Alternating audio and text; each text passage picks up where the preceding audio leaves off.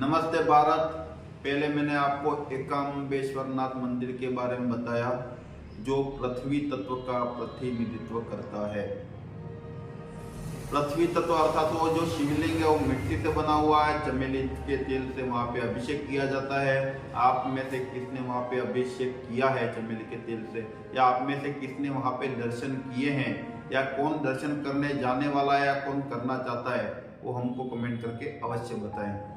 दूसरा मैंने आपको बताया था जम्बुकेश्वर मंदिर, जिसको अपू मंदिर भी कहा जाता है, जल तत्व से का प्रतिनिधित्व करता है। इस मंदिर के बारे में भी आपको मैंने पूरी विस्तार से कहानी बताई है। आपको इसके बारे में क्या अच्छा लगा वो हमको कमेंट करके बताएं। आप में से किसने यहाँ पर पूजा की वो भी हमको बताएं। और अब मैं आपके साथ बात करने वाला हूँ तीसरे मंदिर के बारे में, जिसका नाम है अरुणाचलेश्वर मंदिर। अरुणाचलेश्वर जो मंदिर है वो तिरुमन्नालाई जो जगह है वहां पे अन्नामलाई के पहाड़ी पर है। चलो कहानी समझते हैं।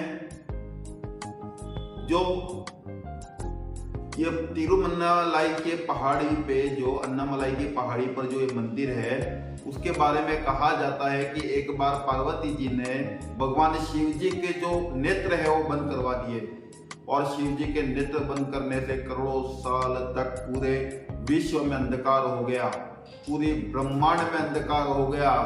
तब भक्तों ने बहुत सारी तपस्या की, शिव भक्तों ने, और शिव भक्तों की तपस्या से प्रसन्न होकर भगवान शिव अन्नामलाई की पहाड़ी पर अग्नि ज्योति के रूप में प्रकट हुए।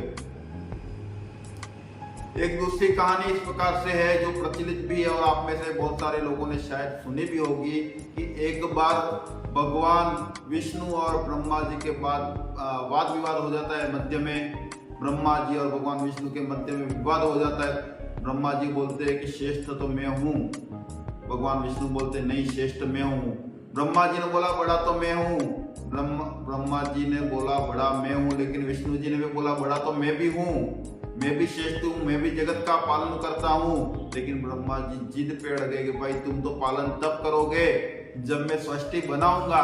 सृष्टि तो मैंने बनाई है, सृष्टि की संरचना मैंने की है। ये देखो तारे मैंने बनाए, ये देखो ये ब्रह्मांड जो घूम रहा है, पृथ्वी जो घूम रही है, नक्षत्र तारे जो घूम रहे हैं, ये इंसान का शरीर, ये मशीन, शरीर रूपी मशीन, ये मैंने बनाया है।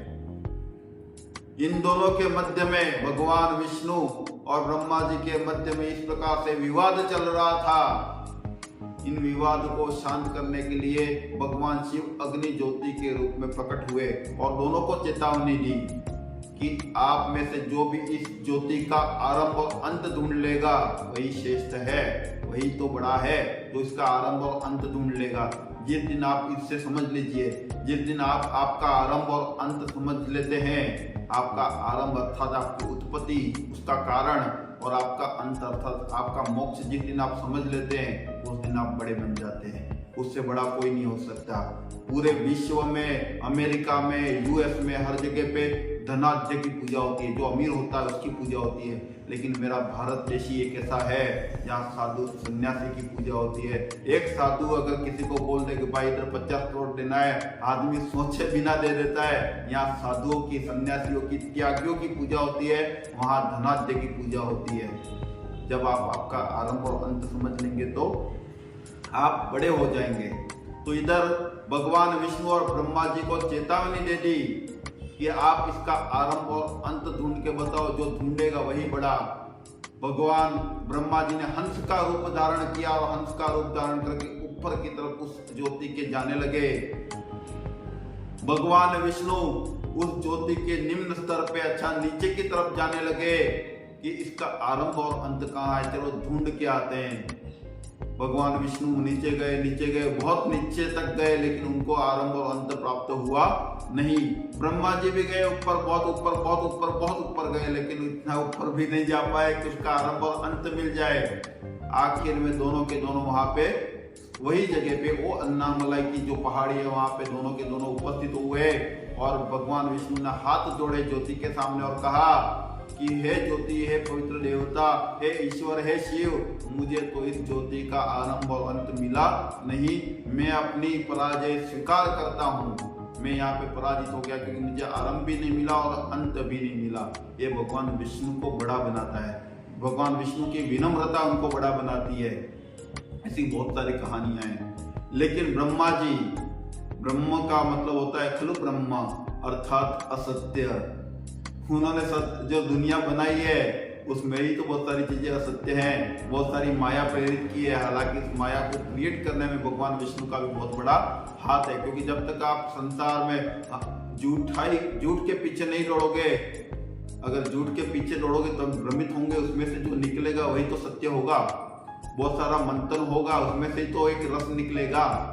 तो माया जगत जो है वो माया सार खलु संसार दुख रूपेण विमोक, जिसमें कुछ सार नहीं उसी का नाम संसार है।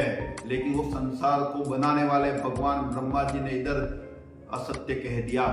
उन्होंने कहा कि मुझे ज्योति का आरंभ भी मिल गया और अंत भी मिल गया, और सबूत के तौर पर, गवाह के तौर पे वो लेके आए केतकी के वृक्ष को कि इसको मालूम है मुझे इसका आरंभ भी मिला है और अंत भी मिला है। तब ज्योति में से भगवान शिव प्रकट हुए और उन्होंने भैरव का आह्वान किया, और भैरव ने जो भगवान ब्रह्मा जी का जो मुख झूठ बोल रहा था, पहले ब्रह्मा जी पंचमुखी थे, वो चतुर्मुखी हो गए, क्योंकि जो मुख झूठ बोल रहा था वो भैरव का आह्वान किया और भैरव जी ने उनका वो सर काट दिया। और भगवान शिव ने श्राप दिया कि तुमने पूरा संसार बनाया है, सृष्टि तुमने संरचना की, और तुम ही असत्य बोलोगे तो फिर सृष्टि में क्या रह जाएगा? असत्य ही रहेगा, क्योंकि जो आप बना रहे हो वही तो वहां पे फैलेगा। आज के बाद मैं आपको श्राप देता हूं कि आपकी पूरी पृथ्वी पर कहीं पे भी पूजा होगी नहीं। इसलिए आज भी आप देख लीजिए, कहीं पे भी आपने देखा होगा भगवान विष्णु की पूजा होती है, शिव जी का लघु रुद्र होता है, जब विष्णु की सत्यनारायण की कथा होती है, विष्णु याग होता है, शिव याग होता है, रामायण होती है, महाभारत होती है, श्री गीता जी के उपदेश होते हैं, लेकिन ब्रह्मा जी के बारे में कोई पूजा होती नहीं है। ब्रह्मा जी ने हाथ जोड़ के प्रार्थना की कि शिव, हे परमात्मा, मुझसे तो गलती हो गई है, मुझे क्षमा कीजिए। उनकी माफी और उनकी जो शब्द थे वो सुन के शिव जी ने उनको बोला कि ठीक है, जब भी कोई यज्ञ होगा तो यज्ञ के स्थान पर, यज्ञ के आरंभ में तुम्हारा आह्वान करना आवश्यक होगा, उसके बिना उस यज्ञ का फल प्राप्त होगा नहीं। इसलिए हर यज्ञ के समय, ब्रह्मा जी का खाली यज्ञ के समय, वो भी पहले नहीं, यज्ञ के समय ब्रह्मा जी की स्थापना की जाती है और ब्रह्मा जी की पूजा की जाती है। पूरे विश्व में कोई ब्रह्मा जी का मंदिर नहीं है ऐसा लोग कहते हैं, लेकिन मैं आपको बता दूं कि एक मंदिर पूरे विश्व में, खाली एक ही मंदिर है भगवान ब्रह्मा जी का, वो भी हमारे राजस्थान अर्थात पुष्कर में एक मंदिर है ब्रह्मा जी का। आप में से उस मंदिर के बारे में कौन जानता है? थोड़ा हमें कमेंट करके अवश्य जानकारी दे, और आप में से कौन उसके बारे में और जानना चाहता है वो भी हमको बताएं। अगर आप चाहते हैं उस पर मैं वीडियो लाऊं तो वो भी मुझे बताएं, और उसके बारे में और डिटेल से जानकारी चाहते हैं तो भी हमको बताएं। अब मैं आगे बढ़ता हूं। तो इधर ज्योति में से भगवान शिव ने उत्पन्न हुए, उन्होंने ब्रह्मा जी को श्राप दिया। ब्रह्मा जी ने क्षमा प्रार्थना की, क्षमा प्रार्थना के बाद उनको यज्ञ के स्थान पर स्थान दिया गया। और इससे आपने क्या समझा वो हमको कमेंट करके अवश्य बताएं। अब ये जो मंदिर है वो अन्नामलाई की पहाड़ी पर है।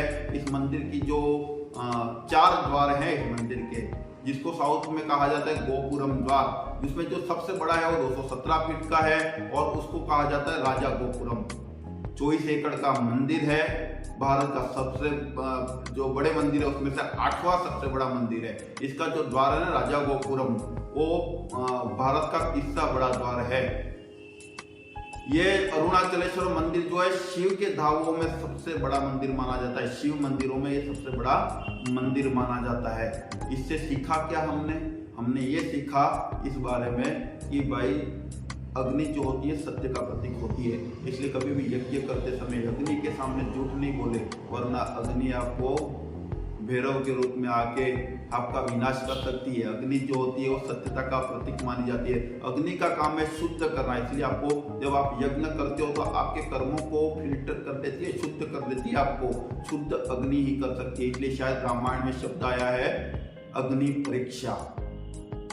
आप भी आपके जीवन में अगर अग्नि के द्वारा आपके मन को शुद्ध करना चाहते हैं, आपकी आत्मा को शुद्ध करना चाहते हैं, तो यज्ञ आदि कार्य अवश्य करें।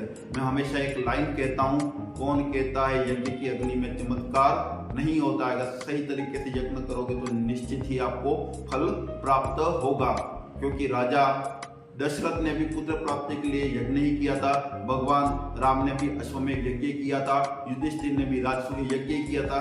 कहीं पे भी आपने नहीं सुना होगा कि कृष्ण भगवान अगरबत्ती लेके घूम रहे थे और राम भगवान आरती कर रहे थे। हर जगह यज्ञ यज्ञ और यज्ञ का ही वर्णन है। आपने आपके जीवन में कौन सा यज्ञ करके फल प्राप्त किया है वो भी हमको बताएं, और अरुणाचलेश्वर मंदिर के बारे में आपके पास और जानकारी हो तो भी मुझे बताएं।